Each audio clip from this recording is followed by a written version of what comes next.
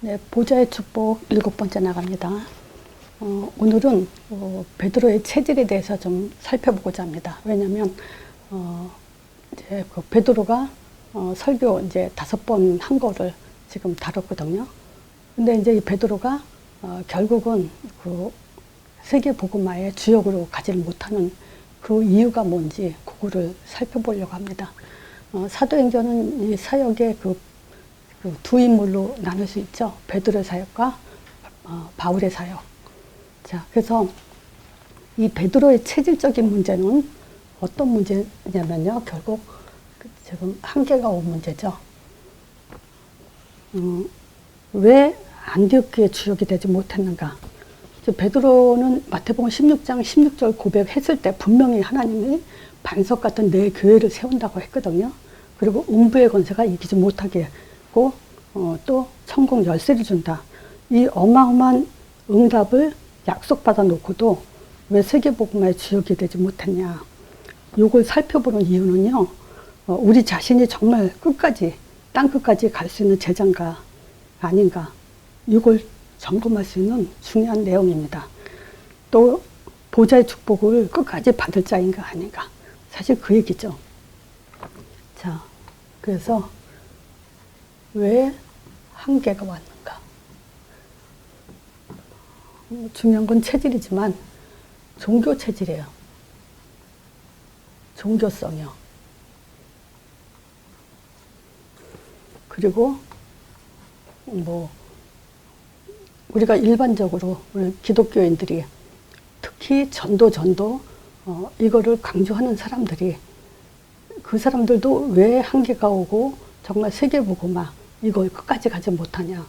그 사람 역시 종교 체질을 갖고 있기 때문이에요. 그리고 상처를 갖고 있죠. 자신이 아는 상처도 있고요. 알지 못하는 상처도 있어요.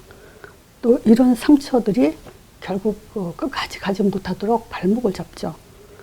자, 그리고 문제에 묶이는 거. 문제를 넘어서지 못하는 그런 문제가 있죠. 자, 근데 이 문제에 묶이는 것도 사실상 어떤 성격의 영향도 있어요. 내가 문제에 묶이고 싶다. 그래서가 그런 게 아니라 타고난 성품이 염려 체질이고요. 부정적이고 비판적인 사람도 있어요.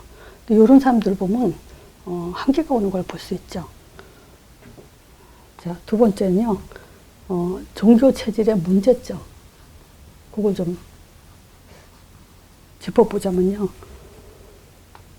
결국은 이 종교 체질을 갖게 되면요. 성령 인도를 못 받아요. 말하자면 사도행전 속 인생을 살 수가 없다는 거죠. 그건 또 다른 말로 복음을 지속 못한다는 얘기와 같아요. 또 성령 인도 못 받는다는 거는 말씀 성취 역시 이루지 못하는 거죠. 그렇다면 끝까지 가는 제자의 응답도 받을 수가 없죠. 또 더 중요한 건요. 이 땅에 살면서 우리는 하나님의 응답 속에서 살아야 돼요. 근데 이 응답 속에서 살지를 못해요. 즉 우리는 죽을 때까지 응답을 받아 나가야 돼요. 지속해야 돼요. 근데 이게 지금 안 돼요. 반드시 체질은 한계가 오고요. 그 한계는 결국은 이런 문제를 성령님도 못 받고 말씀 성취 안 되고 제자의 응답 못 받고 또 응답 속에 살지 못하면서 결국은 지속하지 못하는 그런 문제를 갖게 되죠. 자, 그래서 베드로의 체질을 우리가 살펴보면요. 우리 본문을 갈라디아서 2장 11절에서 14절을 봤는데요. 여기서 바울이 베드로의 그 체질에 대해서 굉장히 면책, 얼굴을 앞에서 면전에다 놓고 책망을 하는 그런 내용이죠. 자, 바울의 이 부분에 대해서는 제가 몇 번 말씀 속에 예를 들어서 설명을 했어요. 바울과 베드로의 그 관계는 어떤 면에서는 어마어마한 차이가 있는 사람이죠. 베드로는 예수님을 직접 따라다녔던 사람이고 바울은 그렇지 못한 사람이기 때문에 그때 당시에 바울은 사도 측에 끼지도 못하는 그런 그 차이가 엄청난 사람이죠. 그래서 바울의 서신서에 보면은 서신서 첫머리에 나 사도된 바울은 이 말을 계속 강조하는 것은 뭐냐면요. 그때 당시에는 바울을 사도, 예수님을 그 사도라고 그 쳐주질 않았기 때문에 바울 자신이 그 복음을 지키기 위해서 서론에 자기를 자랑하려고 쓴 것이 아니라 복음을 지키기 위해서 강조하느라고 나 사도된 바울은 이런 말을 쓰죠. 그러니까 그때 당시에는 정말 상대도 안 되는 그런 관계 속에서 바울이 베드로를 많은 사람들 앞에서 면책하는 내용은 이건 참 그 뭐라고 말할까요? 좀 어마어마하다고 볼 수 있는 얘기죠. 그러니까 뭐 바울은 복음 외에는 칼 같은 그런 그 냉정함을 가졌다. 그걸 볼 수 있어요. 자, 베드로가 지금 그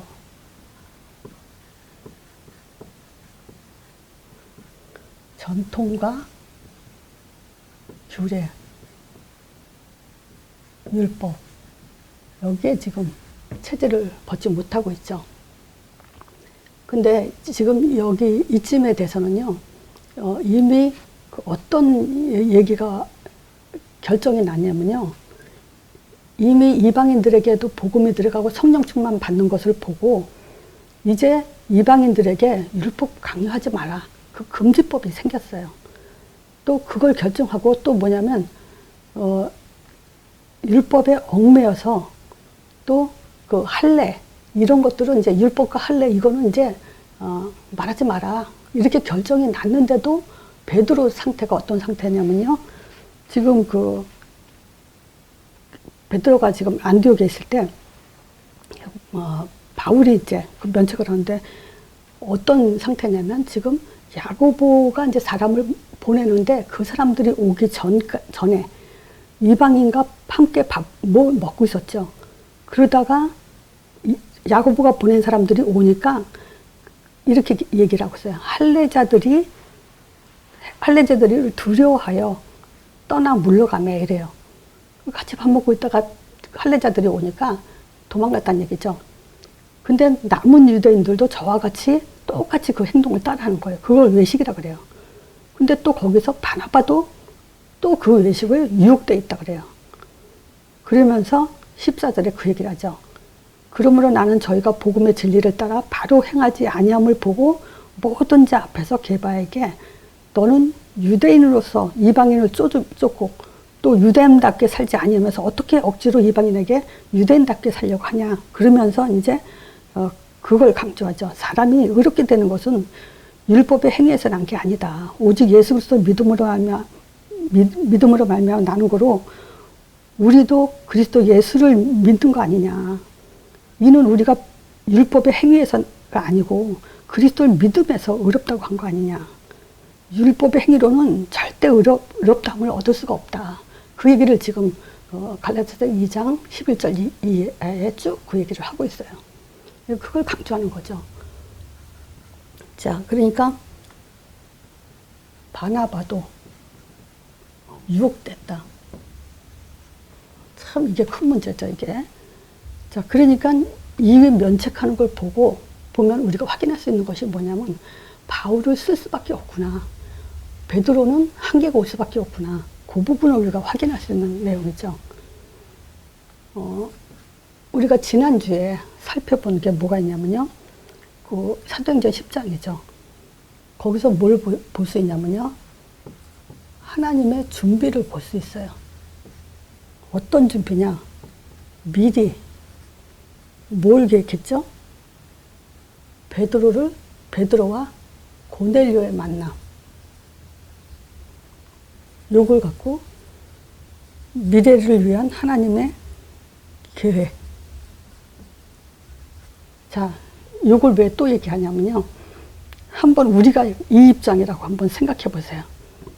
하나님이 여러분들에게 기도하는데 환상 중에 누구를 만나라 했어요. 근데 그 사람 역시 환상 중에 여러분을 만나라고 지금 하나님이 그렇게 환상 중에 말씀을 하셨어요. 그래서 둘이 만났어요. 근데 보니까 그 고넬료가 베드로를 저기 청하라고 두 사람 보내죠. 그 청한 사람이 베드로 들고 다시 고넬료로 오죠. 고넬료한테. 근데 고넬료는 친척과 친구, 아는 사람들 제 불러다 놓고 이제 복음을 받잖아요. 모든 그때 그 자리에 있는 모든 사람들에게 성령 충만함을 받았어요. 그거를 확인하고 이제 베드로는 그 예루살렘 그 공회 사도행전 15장이죠. 거기에 이제 그 증인이 되잖아요. 자기가 이방인에게 복음 전할 때 성령 충만함이 임하는 걸 봤다고 확인하죠.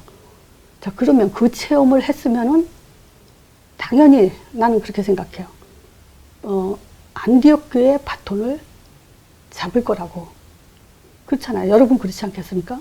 이제 이방인에게도 복음을 전한다. 그럼 이방인을 향해서 이제 달려나가야 되겠죠. 근데 그걸 못했다는 게 지금 우리가 확인할 수 있는 내용이죠. 자, 그래서 우리가 하나님의 질문 뭡니까? 하나님의 최고 관심. 이걸 또 한번 우리가 살펴봐야죠. 자, IS 이스라엘 약자입니다.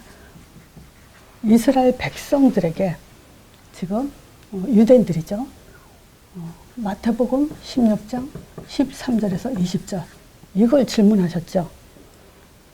사람들이 날 누구라고 하냐 했을 때 마태복음 16장 14절에 대한 대답을 했어요. 요거 때문에 고난받았다는 걸 하나님이 지적하는 거죠, 예수님이. 자, 어디에 묶였냐? 율법, 전통, 규례, 늘 행해왔던 그곳에. 이것 때문에 사람들은 복음의 본질을 놓쳐버리죠. 그래서 4,000년 동안 노예되고 포로되고 속국되고 전쟁에 고통받고 기근에 고통받고 이렇게 살아왔어요. 이렇게 살아온 그 시점에서 속국된 그 속에서 다시 물어본 거죠. 예수님이 너희들은 날 누구라고 하냐.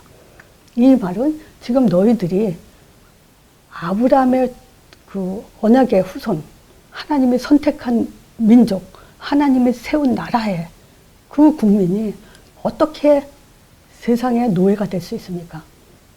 어떻게 세상 나라의 포로가 되고 속국이 될 수 있습니까? 말이 안 되죠. 왜 이렇게 살았는지 지금 너희들이 이런 수준 아니냐. 그 복음 하나 깨닫지 못한 그 수준 아니냐.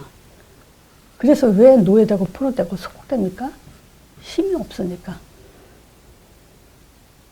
마태복음 16장 14절 이 영적인 배경은요. 절대 힘을 가질 수 없어요.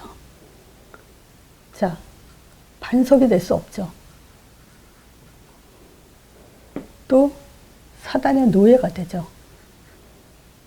땅의 고통을 받으면서 살게 되죠. 그러니 무슨 힘이 있겠어요. 자, 그러니까 보세요. 우리가 복음 분명히 들었죠. 다 이뤘다. 분명히 들었죠. 근데 왜 우리가 사람 말에 스트레스를 받습니까?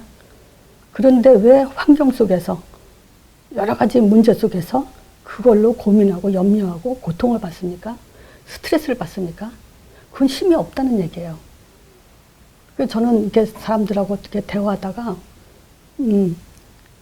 그렇게 메시지 확립하고 정리하면서도 또 세상 사람들의 얘기에 스트레스 받는 거 보면 나는 그냥 뭐랄까 아직도 힘이 없구나. 아직도 복음의 능력이 얼마나 큰지 모르는구나. 아직도 전체성을 못 가졌구나. 그런 생각이 이렇게 들어와요. 복음은요 그런 존재가 아니에요, 우리가. 그래서 그 예수님이 질문한 이 질문은 진짜 둘 중에 하나예요. 너희들이 고통받는 이유, 신자가 망하는 이유, 이 세상이 실패하는 이유. 그러니까 이스라엘 백성들이 결국 뭡니까? 복음 하나 잃어버리면요, 나라가 지금 잃어버리고 세상에 병들어가고 있는 것을 보면서도 몰라요. 지금 우리가 그렇잖아요. 기독교인들이 지금 뭐가 문제인지를 지금 제대로 못 보고 있잖아요. 우리 자신이 지금 뭐가 문제인지 못 보고 있잖아요. 세상에 복음을 받고도 공허 속에서 우울증, 공황장애,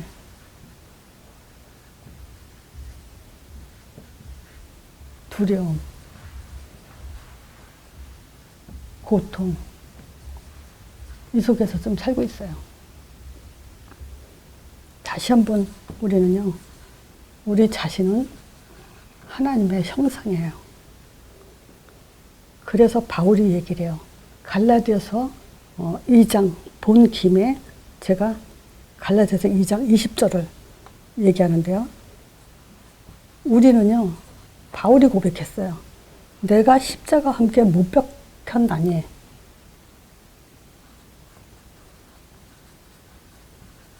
예수님이 십자가 죽을 때 바울은 자기도 죽었다고 얘기를 해요. 그래서 이제는 내가 산 것이 아니고 내 안에 오직 그리스도가 산 거다.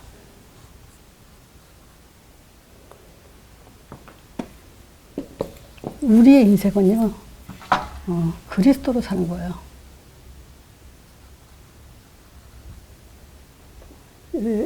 이 세상을 살면서 우리는 땅에 우리가 살고 있죠. 근데 지난주에도 말씀드렸을 거예요. 하늘의 배경, 하늘의 사람으로 그렇게 살도록 창조되어 있어요. 그걸 또 확인시키기 위해서 우리는 십자가로 우리의 영적 죽음을 완전히 다시 회복시키신 그 사건이 아닙니까? 그 바울이 얘기해요. 지금 우리가 육체로 살고 있죠. 육체로 사는 이유에 대해서 아주 분명하게 얘기하고 있어요. 내가 육체 가운데 사는 것은 나를 사랑하사 나를 위하여 자기 몸을 버리신 하나님 아들을 믿는 믿음으로 사는 거다. 우리가 육체가 있는 동안에 사는 이유가 뭐냐면 하나님 아들을 믿기 위해서 이걸로 사는 거라고 얘기를 하죠. 그래서 믿음으로 사는 자는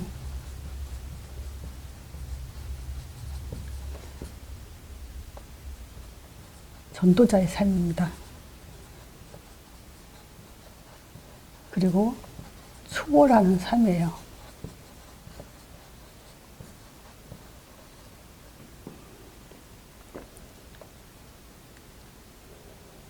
자, 우리가 뭘 놓치고 사냐? 체질을 못 버리면, 상처를 뛰어넘지 못하면 무엇을 놓치고 사냐? 그걸 분명히 알아야 되겠죠. 하나님이 준비하신 것, 요거를 놓치고 살게 돼요.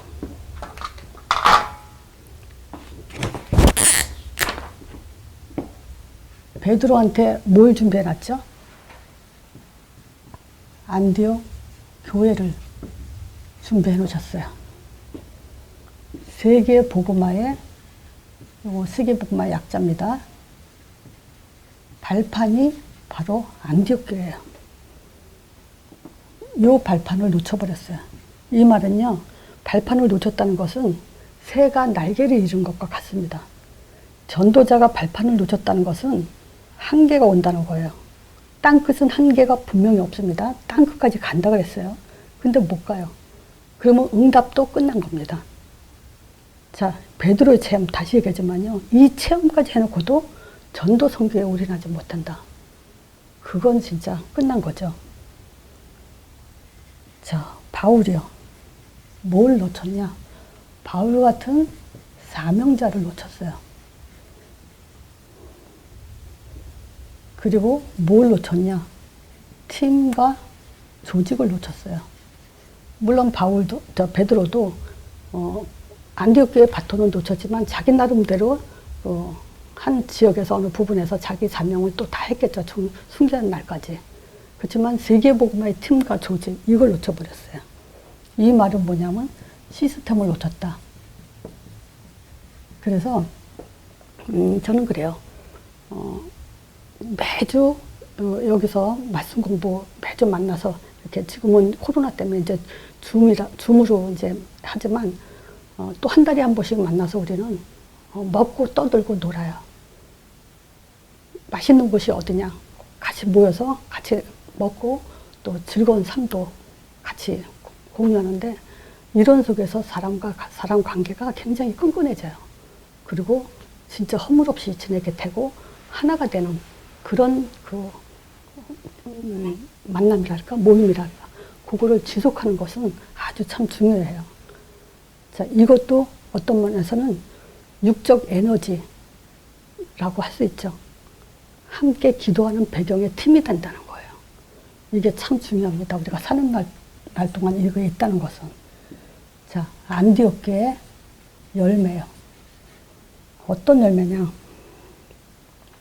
보좌의 축복이죠.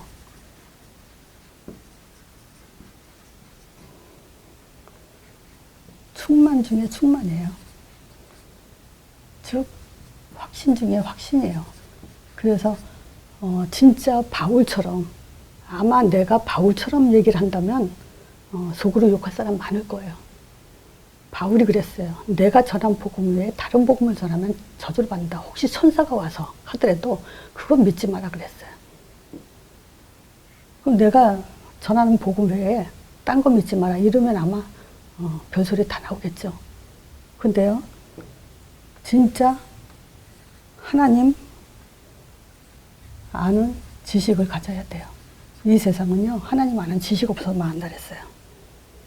말로만 하나님 믿는다 그러지 마세요. 또 성령이 나와 함께 하신다 말로만 하지 마세요.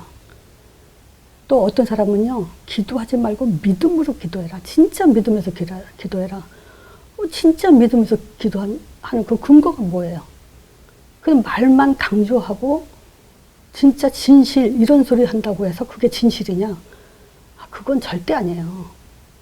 저는요, 제가 부신자 때, 20대 중반일 거예요. 부신자 때, 액자집에 갔을 때 뭐라고 써 있는 걸 봤냐면요. 진리를 알지니 진리가 너희를 자유케 하리라. 그 말을 듣고요. 굉장히 마음이, 뭐랄까, 비워졌다 그럴까? 아니, 진짜 진실하게 살면요. 그처럼 편안한 게 없었어요. 그래서 진실하고 거짓 없고, 이게 그 진리라는 말을 나는 진실, 거짓 없는 이런 걸로 이해를 했으니까 굉장히 글을 보고 마음이 굉장한 평안을 얻었어요. 지금 교회 안에서도 이런 식으로 지금 신앙생활을 한다면 그거는 100% 인도 못 받고 응답 못 받습니다. 지금 바울이 확실하게 지금 뭐랄까 힘이 있는 것은 하나님 아는 지식이 충만했기 때문이에요. 그래서 하나님 아들을 믿는 믿음으로 우리가 사는 거다. 그 얘기를 했어요. 자, 두 번째요. 십자가와 부활이요. 진짜 다 이뤘다. 어떤 문제 속에서도 예수님이 하신 말씀이에요. 그러니까 예수님이 말씀하셨다. 다 이뤘다고 말씀하셨다. 이렇게 좀 들어가 보세요. 그렇게 생각을 하세요. 그렇게 말해주고 그렇게 가르쳐야 돼요. 그게 사상이 돼야 되고 뿌리가 내려야 돼요. 예수님이 직접 말씀하셨어요. 다 이뤘다라고. 이거 매일 분초마다 강조해도 모자라요. 하나님은 지금 뭐 하겠어요? 이 믿음 가지라고. 소원하시는 건 이거밖에 없어요. 다 이뤘다. 하나님 형상대로 진 거 아니냐. 다 이뤘다. 사망모습 깨뜨렸다. 끝났다. 이것처럼 성령 충만이 어디 있어요? 그리고 내 이름 줬지 않냐. 이게 하나님 이름 아니냐. 하나님이 들으시지 않냐. 그래서 성령 충만 보내주지 않냐. 이 성령은 마가다락방에만 왕권. 그 성령 아니냐. 그래서 땅끝까지 가는데 충분한 답 아니냐. 이게 지금. 이것 때문에 땅끝 때문에 권능 주시는 이유 아니냐 이게. 그리고 재림주로 오신다. 심판주죠. 이제 심판하러 오시는 거예요. 자, 요게 성령 충만입니다. 그러면 전도의 문은 열 수밖에 없어요. 그렇죠? 무슨 내용을 갖고 뭘 가르칠 겁니까? 뭘 말할 겁니까? 그래서 전도라는 것은 오직이에요. 우리 삶의 오직은 전도밖에 없어요. 요게 된다면 치유받았다는 증거예요. 이것만 오지게 되면. 그래서 우울해도 괜찮아요. 공황장애 있어도 괜찮아요. 무조건 전도 여기에 올인하세요. 그래서 이 말씀을 개인화하시면 돼요. 그럼 되어지게 돼 있어요. 아니 내가 지금 복음을 전할 수 있는데 사람 안 붙이시겠어요? 내가 제자를 양육할 수 있는데 사람을 안 붙이시겠어요? 그렇다면 하나님은 주무시고 계신 거죠. 절대 그럴 일이 없잖아요. 하나님은 영이세요? 주무시지 않잖아요. 성령도 영이라 주무시지 않잖아요. 그럼 24시간 뭐 하겠어요? 오직 이거예요. 안디옥 교회 받은 마가다락방의 예루살렘 교회가 초대교회가 받은 그 응답, 안디옥 교회는 더 힘차게 있죠? 이 바울은 예수님 따라다니지 않았어요. 근데 더 확실하게 복음을 전했어요. 세 번째, 말씀 성취죠. 바로 이런 제자. 어떤 제자입니까? 반석된 제자. 음부의 권세가 이기지 못하는 제자. 하늘 문은 여는 그런 제자. 이거 이 응답 안 주면 세계보험 못해요. 그래서 교회의 주역이 되는 현장, 일단 우리는 현장 정복이죠. 현장 정복 이전에 교회 먼저 주역이 되세요. 바울이 가는 곳마다 교회 세우고 거기에 제자를 세우는 그런 주역이 됐죠. 자, 그러니까 결론적으로요. 지금 내가 종교냐 아니냐. 종교라는 증거. 개인화된 거. 십자가 한국에요. 엄청 많이 세워졌어요. 진짜 제사 많이 없어졌어요. 근데 지금은 10, 80년도에는 부흥에 교회가 많이 힘이 있는 것 같았어요. 그리고 십자가 많이 세워졌어요. 근데 지금은요, 무너지고 있어요. 그건 왜 그래요? 개인화, 제자화가 안 돼서 그래요. 그래서 개인화가 안 되면 종교 생활입니다. 그리고 초월하지 않으면 문제에 묶여버려요.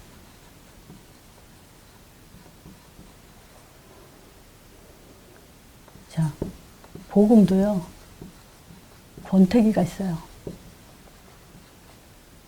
저는 만나면요, 3년, 1년 후에 권태기 올 거다. 그리고 1년 지난 사람은 3년 되면 권태기 올 거다. 또 3년 된 사람은 5년 되면 권태기 올 거다. 5년 이상 지나가야 이제 권태기가 없어져요. 자, 이 권태기는 누구에게 오냐? 요 메시지를 활용만 하는 사람. 내 자신에게 답이 되는 게 아니고, 활용만 하는 사람한테. 그리고 듣기만 하는 사람. 즉, 은혜만 받으려고 하는 사람. 마음속에 자극만 받으려고 하는 사람. 이런 사람들은요, 분명히 권태기 옵니다. 근데, 권태기 없는 사람이 있어요. 요거는요, 어떤 사람이냐면, 개인화 중요성 하는 사람. 또, 예수 이름 힘입는 사람.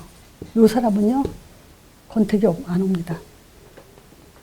자, 그래서, 권태기가 왔든 안 왔든, 이 메시지 듣는 분은요, 권태기가 왔어도 마찬가지예요. 신경 쓰지 마시고 지속만 하세요. 지속만 하면요, 지속하는 사람 아무도 못 당합니다. 그래서 지속함으로 인해서 지금 내가 우리 자신이 무엇을 어떻게 이제 갱신하면서 치유받아가 될지 그런 것들이 정리가 될 거예요. 그래서 치유도 뭐 영적 문제, 정신 문제, 우리가 불신자 상태 보면 6가지 있잖아요. 근데 그런 문제를 해결하려고만 하면요, 그 문제 해결 안 됩니다. 그리고 그거는 해결되든 안 되든 그게 그게 문제가 아니고 내 인생 방향 목적이 안 나온 게 문제입니다. 그래서 베드로의 체질은 뭐냐면 그 율법 전통 규례 때문에 더 큰 것을 바라보지 못하고 그걸 준비해 나가지 못했기 때문에 결국은 한계가 온 겁니다. 자, 그래서 이 베드로의 체질을 보면서 우리가 뛰어넘을 거, 갱신할 거, 그런 것들을 좀 잘 점검하는 그런 시간이 됐으면 좋겠습니다. 하여튼 계속 개인화 정리하세요. 힘쓰세요. 그러면 이길 자 아무도 없습니다.